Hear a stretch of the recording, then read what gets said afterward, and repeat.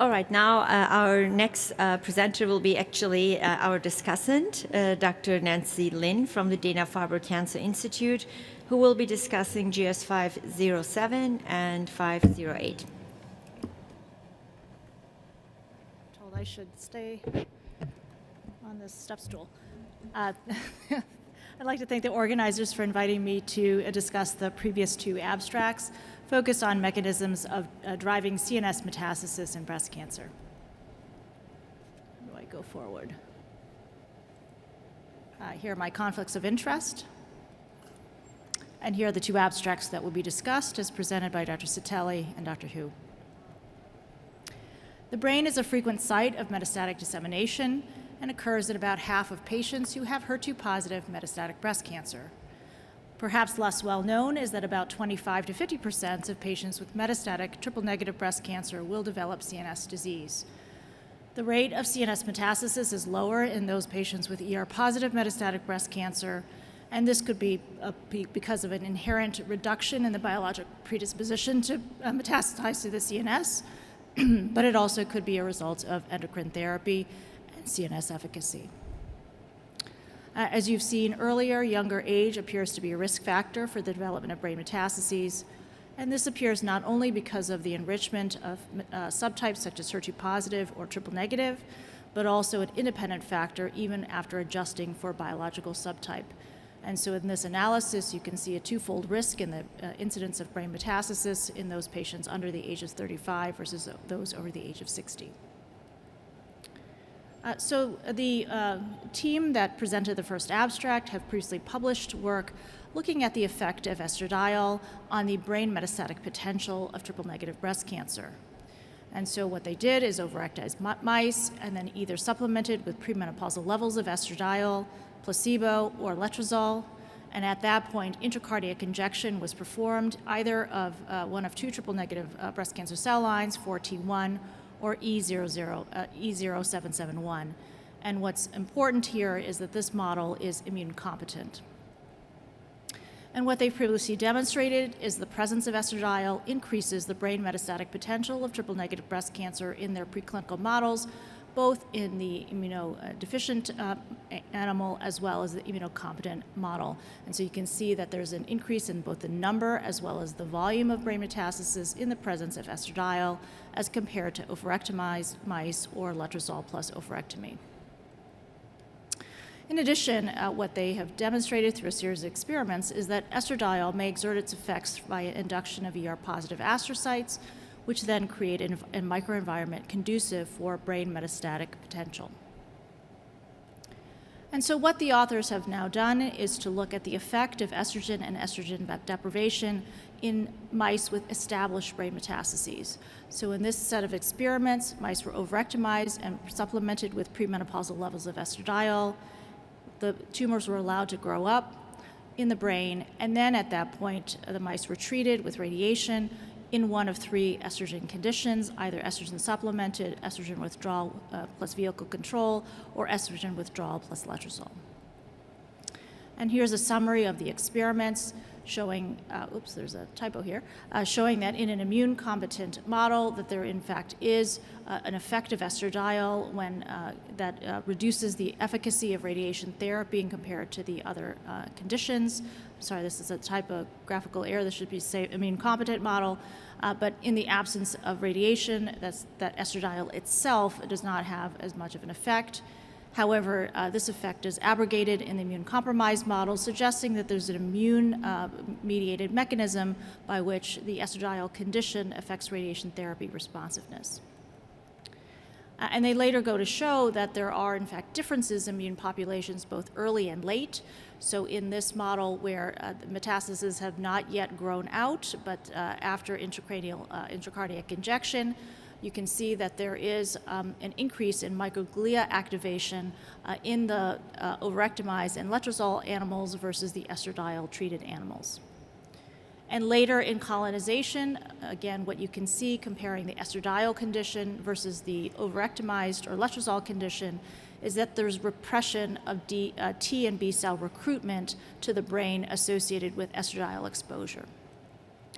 So the questions to consider from this abstract are the effects generalizable to other subtypes of breast cancer? Nothing I've shown you necessarily would have to be specific to triple-negative breast cancer. In fact, nothing I've shown you would necessarily be specific to breast cancer and might be generalizable to other solid tumors. And is there a more general effect of estradiol exposure on macrophages and tumor microenvironment that is immunosuppressive and supports general tumor growth and metastasis even outside of the CNS? Related to this is whether ovarian suppression reduces metastatic potential and increases tumor immunogenicity of triple-negative breast cancer or other tumors more generally, and again, potentially not limited to the CNS. Does the hormonal milieu affect efficacy of immunotherapy? And is it possible to reduce the risk of brain metastasis and other sites of metastasis by manipulating the ER axis? This is data that was recently published in Nature Communications looking at the lung cancer brain tumor microenvironment, comparing the tumor brain microenvironment versus normal control. And the authors also looked at brain metastasis versus lung primary tumor. And overall, what they showed is that in the tumor brain microenvironment, there appears to be decreased antigen presentation, decreased B and T cell function, increased in immature microglia, and an increase in reactive astrocytes. So very similar findings as was previously noted in the prior abstract, again seeming to be generalizable across tumor types. Now let's look at the effect of estrogen on the immune microenvironment. And in fact, other groups have also demonstrated that, interestingly, estrogen deprivation by ovarectomy reduces the progression of murine models of triple-negative breast cancer in vivo. How could this be? It appears that, by contrast, anti-estrogens alter the immune cells in the tumor microenvironment, converting this to an increase in Th1 response, decrease in Tregs, and overall an effect to reduce immune tolerance. And interestingly, anti-estrogens appear to augment immune checkpoint inhibitors to block tumor progression in their models. So what evidence do we have of estrogen affecting therapy efficacy in patients? Here I show a meta-analysis of disease-free survival in clinical trials that looked at ovarian suppression given only during the duration of chemotherapy for the purpose of fertility preservation. And you can see that in the overall meta-analysis, there was really no effect of this short course of ovarian suppression on long-term disease-free survival outcomes.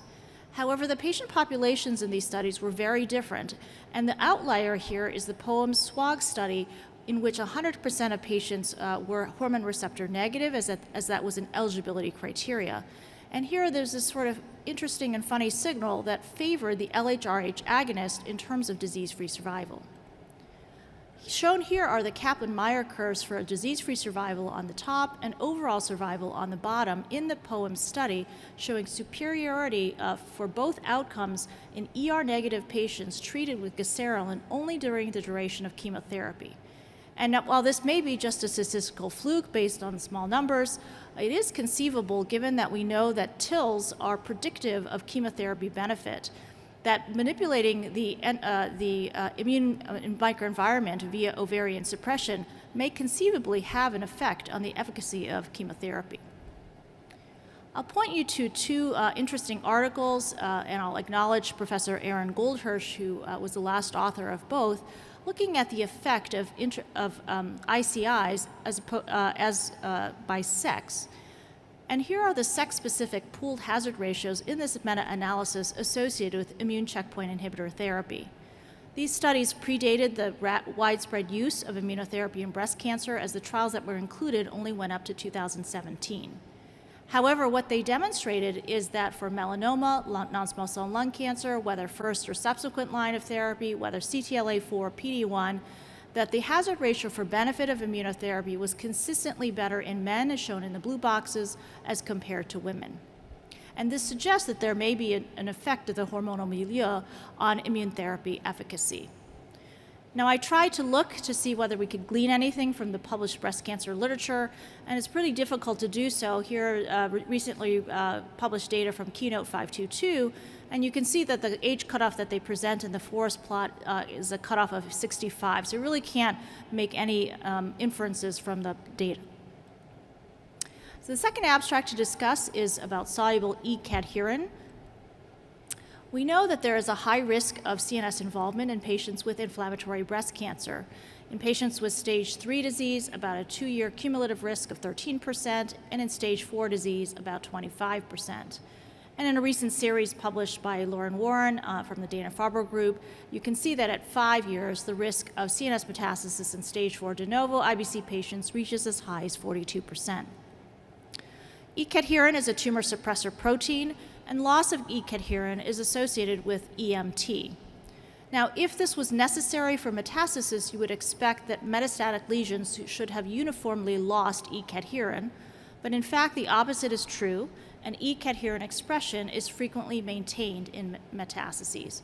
And this is likely because it acts as a survival factor during detachment, dissemination, and seeding of metastases.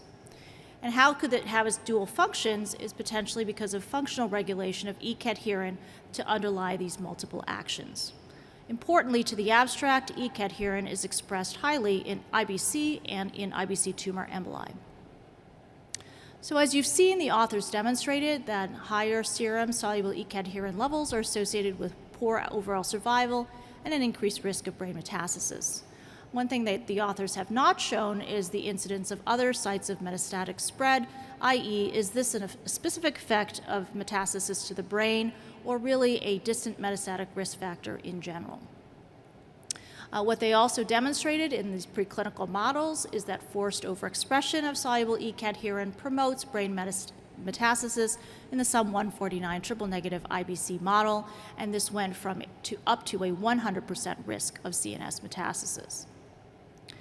So some of the questions, and we'll get to these in a minute, are higher soluble E-cadherin levels just a proxy for greater disease burden, or are they causal in the disease process?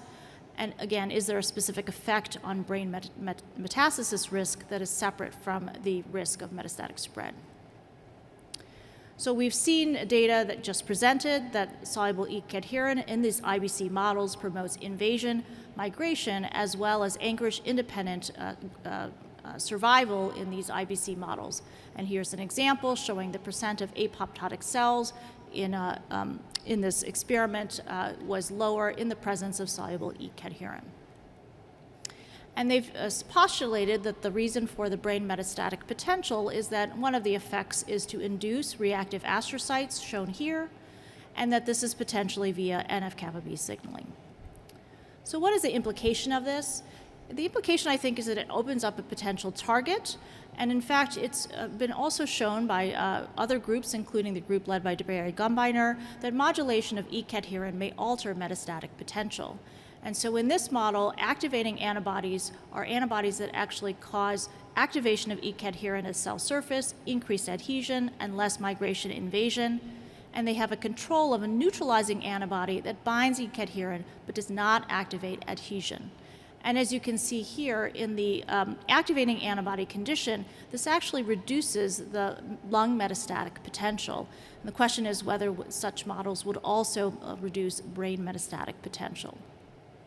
So in summary, we've now learned that estrogen affects immune microenvironment in the CNS, potentially in part via reactive astrocytes and relative immunosuppression.